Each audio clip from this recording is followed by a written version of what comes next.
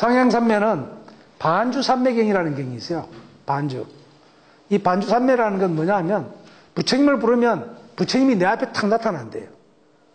그래서 그것을 전불삼매 혹은 반주삼매라고 그래요. 그래서 이 말하자면 분립삼매라고도 하는데, 여러분들 저 남산에 가면 부처님이 이렇게 똑 서 있잖아요. 그죠? 그게 바로 이 반주삼매경에 나오는 이야기예요. 바위돌에 아무것도 없는데 그 바위 속에서 부처님이 나오더라 이게요. 아무것도 없는 세계에서 부처님을 불렀는데 부처님이 나타나더라 이거죠. 네. 그런 이제 말이죠. 그래서 이걸 갖다 이제 반주삼매라 그러는데, 프라유트바나라고 그래서 부처님이 바로 앞에 서 계신다는 분립삼매로서 선정을 통해서 모든 망념이 사라지면 부처님이 앞에 서 있음을 보게 되므로 분립삼매라고 한다. 그래서 남산에 부처님 서 있는 걸 그렇게 조각해 놓은 거예요. 여러분, 남산에 부처님이 왜 서 있는지 조금 이해가 이제 가십니까? 네. 분립삼매다.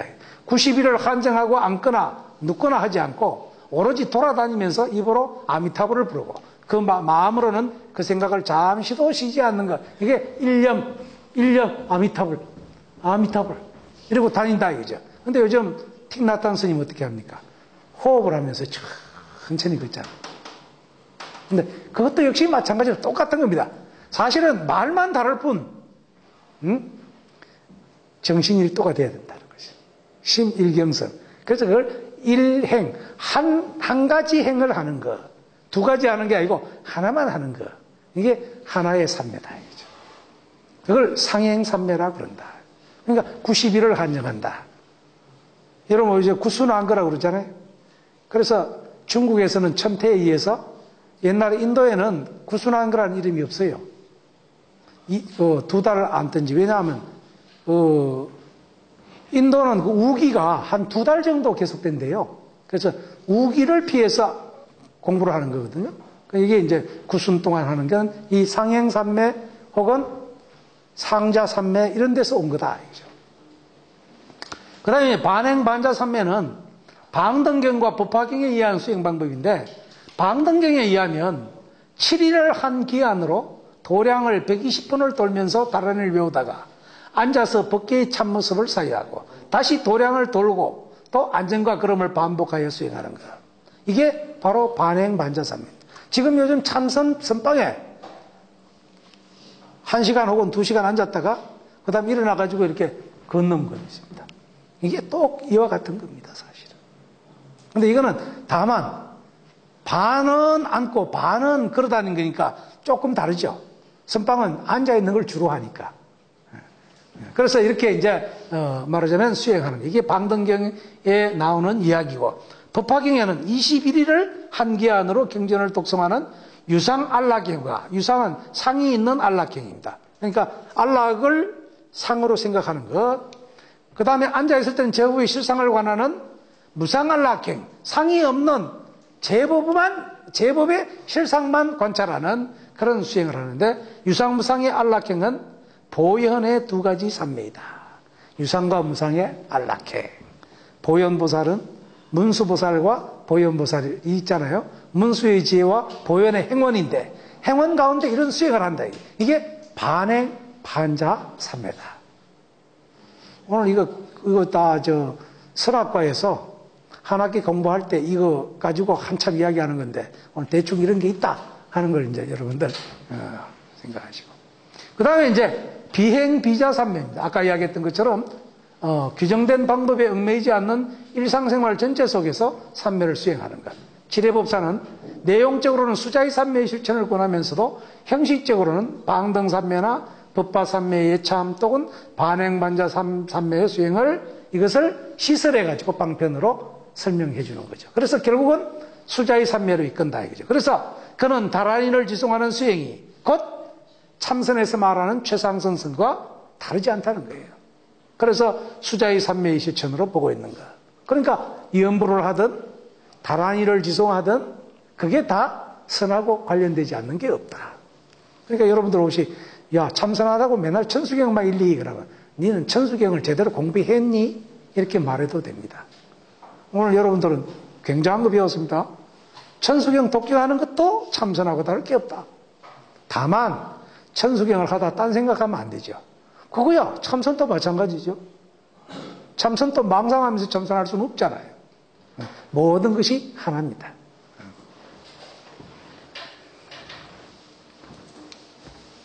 관세음의 이름이 여기 나와 있습니다. 그죠? 아와 플러스 로키타 이스와라 이 세 가지가 합해져 있다. 아와라는 말은 뭐뭐로부터 아래로라는 동사적인 의미, 또 뭐뭐로부터 아래로 관하여 보는 관이라는 의미, 이런 뜻이 있어요. 또 그래서 이게 본다라는 뜻인 견의 의미가 있다. 로카라는 말은 로키타, 로카야티, 이건 세계라는 말이에요. 이스와라는 말은 자제심. 상세하게 여러분들 거기 뒤에 여러분들 설명이 되어 있죠. 아와로키 때에다가 스와라를 붙이니까 아와로키 때 스와라. 그러니까 세상을 관하는 자제심, 관세음이다, 그죠? 그래서 세자제, 관세자제. 아발로라는 말은 아폴로라는 말하고 같은 의미가 있대요. 해신인 아폴로의 화음이고 스와라는 브라만의 주신 시바신의 뜻이 있다는 거예요. 그래서 아폴로와 시바신의 뜻이 있는 게 아와로키타다. 그래서 이런 신들이 부처님의 제자로 들어와서 말하자면 방편으로 나타난 보살이 바로 관세음보살이다. 이렇게 설명도 합니다. 이건 좀 학문적인 이야기고요.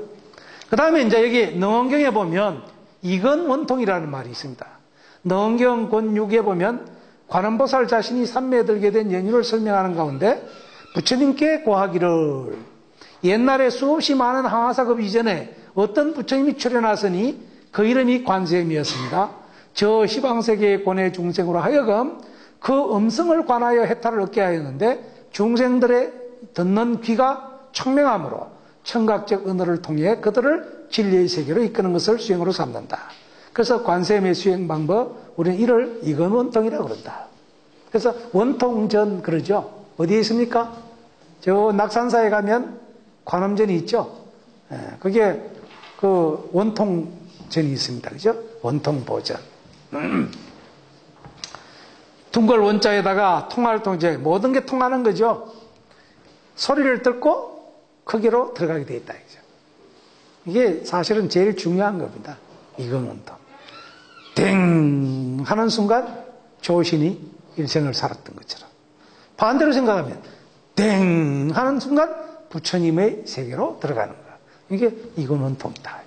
원통대사, 원통전, 원통교주, 관음대사, 광세음으로 이렇게 그러고 있다. 보탈아까산, 여러분 이 이야기는 들어보셨습니까? 보탈아까. 포탈라. 여러분 포탈라 들어보셨어요? 포탈라가 어디냐면 티벳 가면 그 산이 있는데 그걸 포탈라궁이라고 그러잖아요. 관세음보살님이 계신 곳이다 이 말입니다. 포탈라라는 말은 관세음보살님이 계시는 곳. 보탈아까산. 여기 남해 가면 이 산이 있습니다. 그죠? 금산도 보탈아까산. 저 서해안에 가면 또 관세음보살님이 계신 곳이 있습니다. 그죠? 그게 어딥니까? 예? 모릅니까? 예? 도리하면 남해고.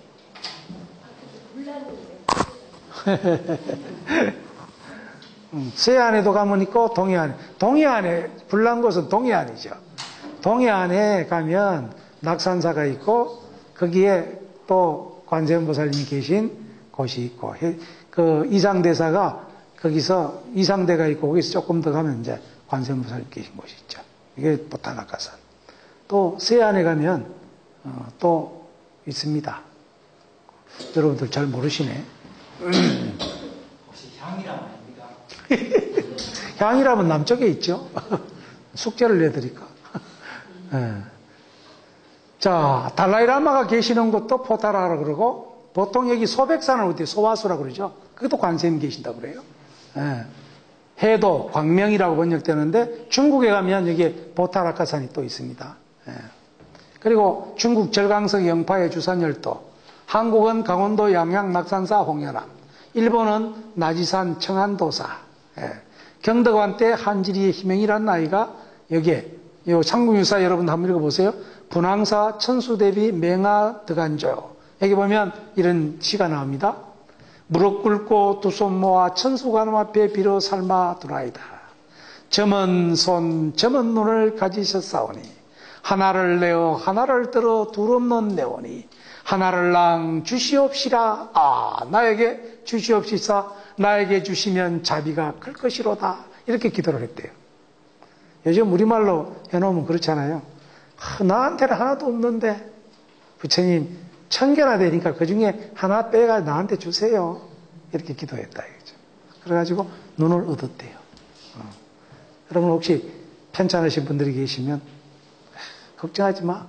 열심히 한번 기도해봐. 기적이 일어납니다.